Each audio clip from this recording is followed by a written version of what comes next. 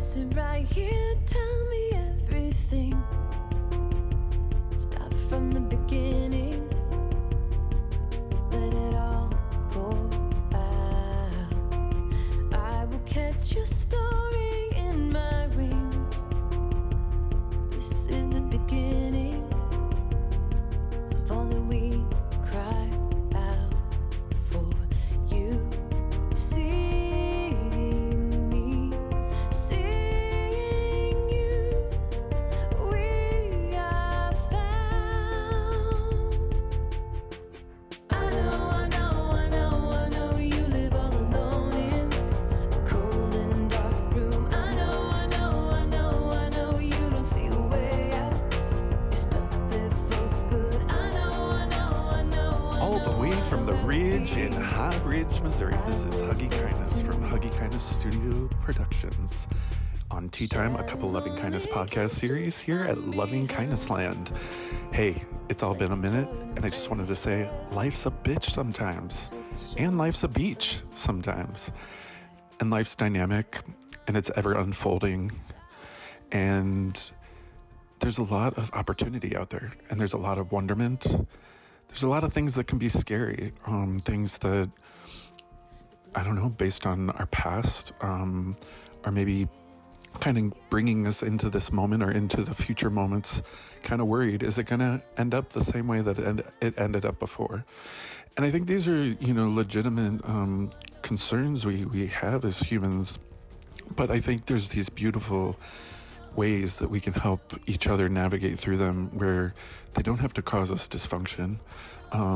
They can improve our relationships with one another and really allow each of us to thrive in our own, space of our own universe of ourself, but also thriving together as a unit, as a human constellation.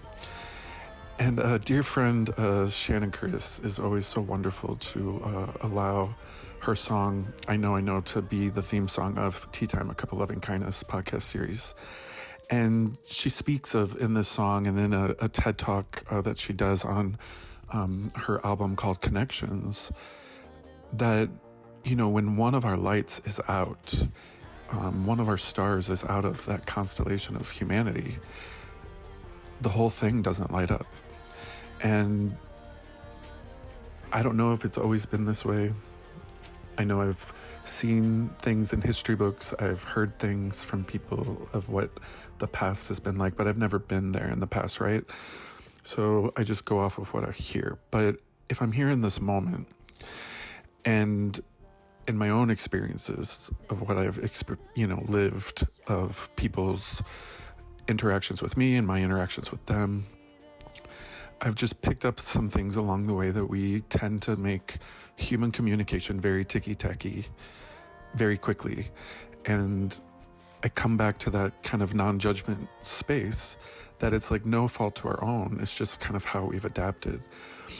And in terms of, that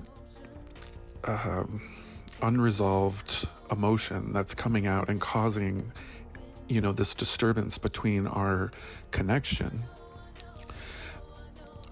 really what kind of helps to mend that and make that better, make it easier to be with each other, is compassion. There's this wonderful work called the compassion focused therapy, and it's really kind of grounded in this idea that these days we've kind of become hypervigilant to being on the defense in a lot of our communications and interactions with each other. And so this author and person making some big kind of waves in this field is named Paul Gilbert, and he writes this book called The Compassionate Mind, and it comes with a workbook, and just really helping to see that, like, by bringing that compassion into these interactions, we offer more of this space in our mind and in our heart's space that we can then choose to respond, instead of kind of moving from these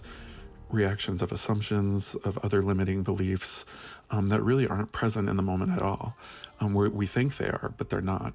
And so it offers this opportunity to then, ask clarifying questions from the other person. And we just have this great opportunity to learn about each other, to be curious about each other, to explore, to have fun, to have the difficult conversations, but not have it, add extra fire and charge on top of it. And so it's really beautiful, as you're like thinking of this and wanting to implement this into, humanity as a larger mass practice. And at the same time, for someone that this is like my passion and purpose and wanting to share this with the world, it's a little daunting too, because of my own assumptions and my own worries. And so what I have to do here is kind of practice that. So how I practice it is I sink into my heart space in using my breath. When I inhale and I exhale, I picture myself sinking into my heart. I picture myself kind of moving into a place of non-judgment and just recognizing that what is happening right now in this moment is what is. And so when I do that, I'm able to then see that there's opportunity everywhere. There's opportunity to just share what I'm sharing right now. And so many people are going to resonate and understand and be curious to this, have maybe experienced some of it before and want to learn more and how they could implement it. And so Loving Kindness Land is a space, a platform, a community garden for all of us to come together, to be seen for who we are in the light, in our purity, in our rawness, when we are at our worst, when we're at our best.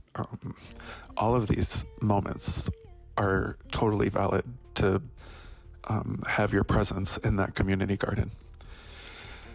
And so I welcome you to Loving Kindness Land anytime that you are just wanting connection, wanting to improve your compassionate ways of being with yourself and with others. And so I leave you with just a loving kindness prayer today. And for anyone that's not, heard this prayer, this is a very shortened version of it, but really it's simple and profound that, I'm well, you're well, and together we're well. In setting intentions like that and moving from that heart space, it helps you to create that pause in your mind, in your heart, so that you don't react from the emotion.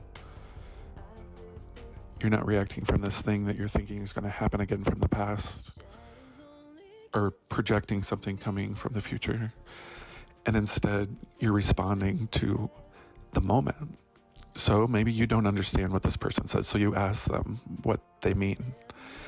And this, as you can see just right then, it's improving communication, it's improving connection.